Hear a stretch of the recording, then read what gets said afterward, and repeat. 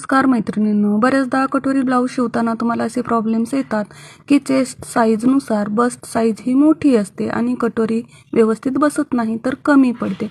अशा वेळेस काय करायचं तर बघा, तुम्ही जे रेग्युलर कटोरी वाढवता त्यापेक्षा तुम्ही 1/2 इंचानी कटोरी वाढवून घ्यावी.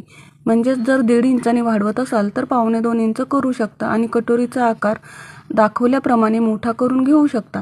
त्याहीपेक्षा जर तुम्हाला मोठा हवा असेल तर 2 इंचांनी कटोरी वाढवू शकता आणि कटोरीची साईज मोठी करून घेऊ शकता. ही कटोरी व्यवस्थित बसते.